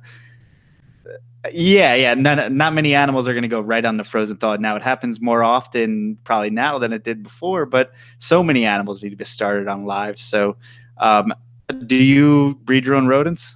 Yes, I do, and I'll tell you now, I've probably got about 200 ball pythons at the moment, and there's only probably 5 adults which eat live. I offer my hatchlings frozen thawed, but 9 times out of 10 they will take one live, and then the rest will go straight onto frozen thawed. Back in the day, yes, we used to feed live because we were keeping them wrong. And when I mean keeping them wrong, I mean we had them probably in too much of a bigger enclosure. So they were feeling very nervous. And again, they're a very scared snake. So you have to embed that trust issue. So you have to, believe it or not, they have to trust you. And when you open the tub, and you dangle something in front of the face, you know, it's going to put them off. So trust is a big thing. Having the enclosure is correct. And many times people have got in contact with me saying, you know, my ball python won't feed. What do I do? The first thing I say, send me a picture of how it's set up. 9 times out of 10, the enclosure is wrong. We readjust that and make some minor adjustments, and the next minute, you know, within 3 days, the snake is feeding. It's not a problem with the snake or the prey. The problem lies within the housing and the husbandry. Again, education, showing people, teaching people, you know. And how do you get past the noise as far as there's plenty of pet tubers that will go out there and tell you to put it in an exoterra with a bonsai tree in it and everything like that. Which I'm sure works for some people, but how do you get them to, you know, to be on your side as far as there's a lot of things going on that speak on the contrary? Yeah, I mean, it's proof's in the pudding. Proof is in data. If you can prove your argument with hard evidence, then they can't come back at you with anything different. You know, like I said, I've got about 200 snakes. Majority of them feed on frozen thawed. Their enclosures set up. They feed, they breed, they're happy. I can tell you from my data, when we used to keep them in vivariums, feeding was an issue and breeding was an issue. So, and now we've got their husbandry dialed in, we can actually, the snakes are a lot happier. They're feeding. I mean, my snakes, my ball pythons would feed every day. If you offered them food every day, they would eat every day. And that's a sign of a good snake, a healthy snake, a happy snake. Their enclosure their husbandry is spot on. Right. And then, so obviously the markers you're using to determine the health of the snake would be that it's feeding properly and then reproducing. Yeah. I mean, for me, like I said, when a snake, I mean, colubrids can eat every hour if you let them, you know, they're like dustbins sometimes. A ball python, as we know, has always been a picky feeder. So when I see my snakes at their tub every night, around about the same time, at the front of the tub, wanting food, like I said, to me, they just want feeding. And, you know, I'll feed over 3 nights. I'll separate my collection down over 3 nights. And those 3 nights, even though I fed that one rack yesterday, tonight it'll want feeding again because it's like, right, I want some food. So how can we have an animal that's meant to be a picky feeder all of a sudden go into feeding in such a consistent way? And the only thing I can put that down to is that their husbandry, their temperatures, the humidity, their enclosure, they're happy with. So that for me is my data. Like I said, that proves for me that I'm doing it right. You know, I've kept them in vivariums. I've been hit and miss with the food. Yeah, certainly now they feed like boas because we've got their husbandry dialed in. But I'm sure you get like messages like we do that someone just got a ball python from, say, insert pet store here. I don't know if you guys have big box stores over there or what you're working with, and that animal's probably never been established on feeding, you know, it's probably out of the egg and then wholesaled off. So how do you are people allowed to, you know, you're saying, hey, this is a baby, it's probably never established, you need to feed it a live mouse at this point, a hopper mouse or something. I mean, how do you do that legally over there? How do you prove that it's necessary? Pet stores have a certain rules and regulations and guidelines that they have to follow. They certainly have to make sure that the animal's health, before they sell it, you know, they put the animal's health over the sale of the animal first. And this is, again, where education comes in, you know, teaching people, asking the right questions, researching. And certainly with me, I won't let an animal go unless it's feeding correctly. Now, most of the time, that's normally after 5 prey items. But sometimes, again, I want that good response, you know, that quick, sharp response. Now, if you go to a pet store, you want to make sure that you're asking those right questions. Is it feeding weekly? What's it feeding on? Have you got a feeding record? You know, and if the answers to them is no, it's not feeding regular, we don't know what it's feeding on, we're struggling to get it feeding, we don't have any records, then it's simple. Just walk away. There's plenty of good breeders out there. You haven't got to go to a pet store and buy one there and then. Just go and do your research and just find someone that can give you the answers. And again, that all comes down to educating people. For sure.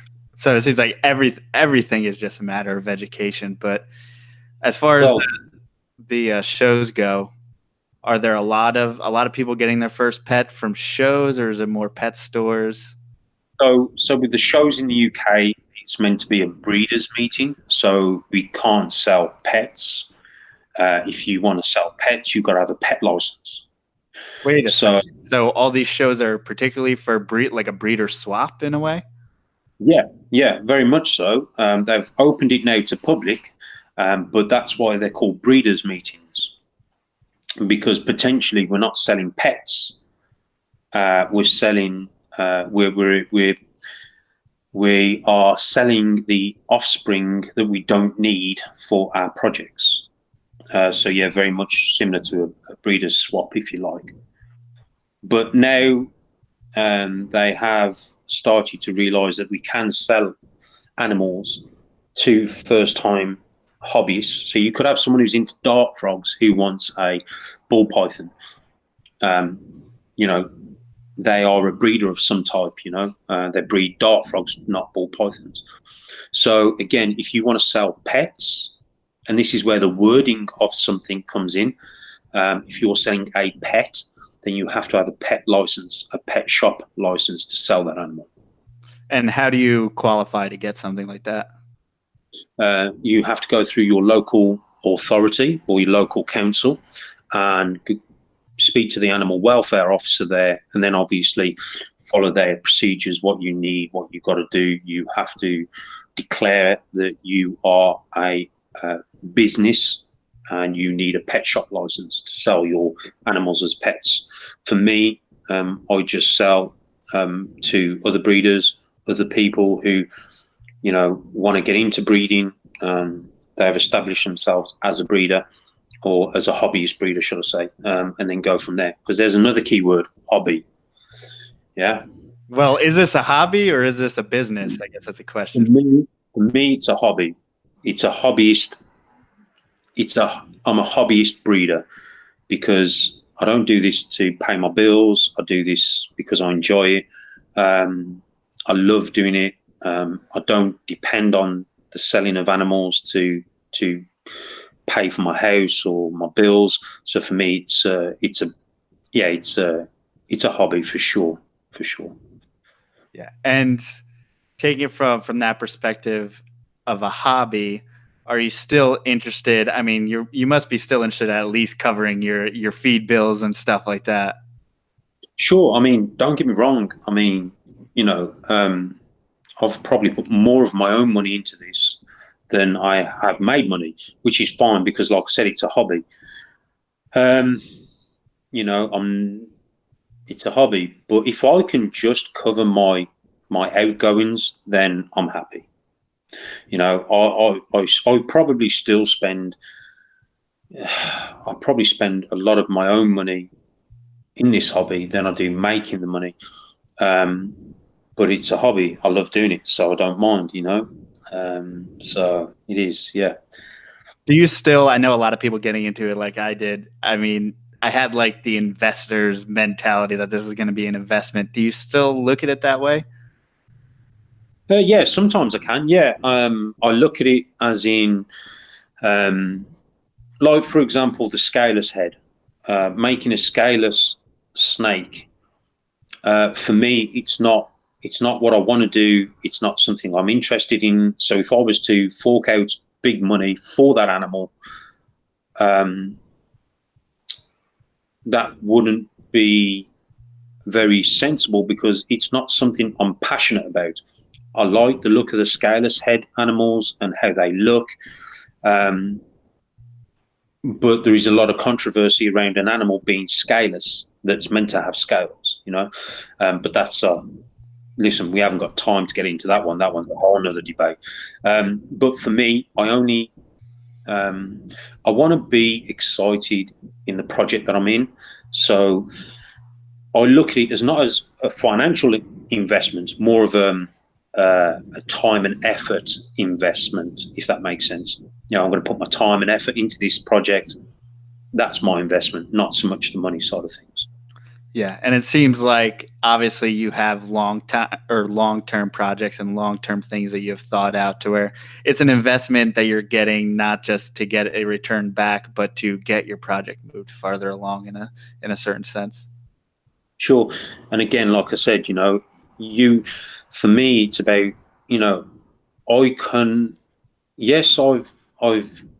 got a project, let's say, but I can't tell you where that project's going to end because I don't see the end of it. It's like if you want to make an albino, that's where your project ends. You get two het albinos, you breed them together to make that albino. But for me, it's not, the albino isn't where I want to stop. If, you know, using that as a metaphor, I don't just want to stop at the albino. I want to make other combinations. Where can I go from here? Can I put another recessive in there? Could I make this? Could I make that? So for me, a project, I don't see the end of it because there's so much more I want to do with each and every single one of my projects that I've got going on at the moment. I just don't see the end of that project. And it seems like you guys are just thinking further ahead now. I mean, in the beginning, it was put, incomplete dominant, make as many visuals as you can, as much as you can. But now it is shifted to everyone's working with recessives. Yeah, yes and no. You can't have one without the other. So in other words, you can't have a recessive. It's brilliant to have a recessive because that puts the longevity in it. But you also want to have the incomplete or the codominance or the dominant gene in there to make that recessive look different. So for me, the incomplete or the codominant, whatever we want to call it, the dominant and the recessive genes are all on the same level. You can't really, it's difficult to make one without having the others involved, you know? Yeah, because eventually your spot nose clown, you need spot nose in there or else you just have a clown. I mean, you gotta at least take some with the other. Exactly. And there's a good prime example, a spot nose clown looks amazing. A clown looks amazing. Spot nose looks amazing. However, the spot nose clown is like the pinnacle, if you like, of those two, but you can't have a spot nose clown without having the spot nose and the clown. So you need both, So there's a real good example right there. I also want to speak to the amount of vision that, especially in that case, someone like Justin Kabelka has, bringing these morphs out of, the rubble in a sense, from back in the day and breeding them into and making them new again. Yeah, that's Justin is one of those guys who thinks outside the box. And Justin has been able to think outside the box and bring a lot of older genes, like you said, dust them off, bring them to the forefront again, which is absolutely awesome. And for me, I'm one of these people where I like to think out the box. It's just Justin's that far ahead of everyone that I don't think anyone's going to catch up. And Justin's always got something up his sleeve, bless him. And it's fantastic that, it's reviving stuff. We used to look for brand new genes and find those genes from Africa. Now we're actually seeing the power of them older genes be put into amazing combos and just blow us away.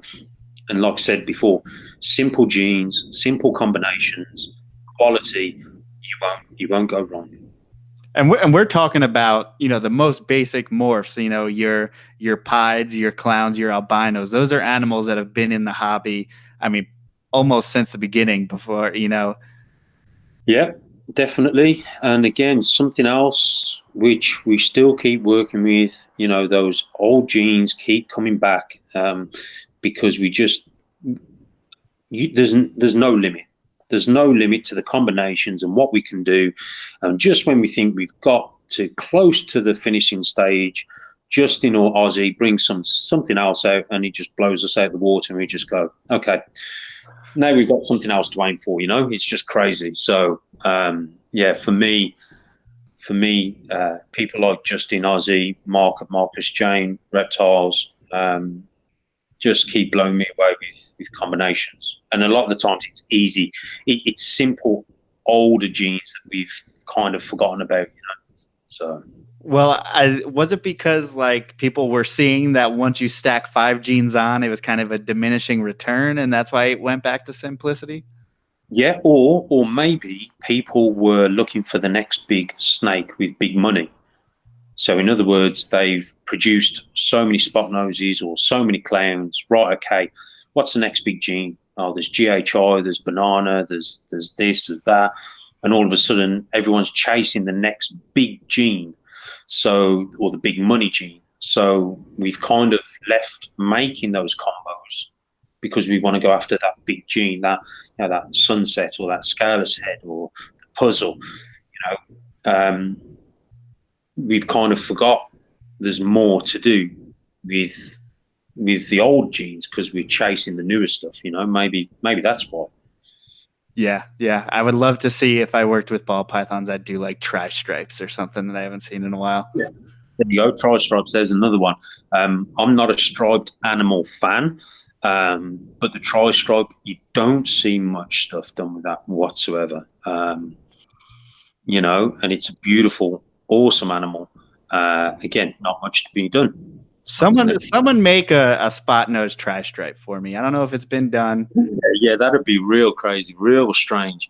And again, it just shows you how quick things can change. When we were people were looking at clowns and they were looking for the most reduced pattern clown they could find. And then Justin comes out with some stuff that's got spot nose in, this, that, and the other. And people, the Batman and what have you, and people just go crazy. And now it's spot nose. We want the most busiest clown that we can find and make and produce. And busy patterns now are the thing. I dare say, give it another couple of years, there'll be something else where it's, like we said, tri-stripe, or there'll be something else going on where we want to reduce the pattern or introduce something else. But that's the good thing about this hobby, there's always something to do. And I think what's funny is, if I remember correctly, like spot nose was the first morph that really took a giant dive and people lost hope in, and then they dumped it. And then it came back. Yeah, sure. There's been a few like that through the years, but there's only been one or two that's been highlighted that have seriously had a massive depreciation, let's say, in value. But for me, I was speaking to Ben Rennick before, I think it was the week before he got shot.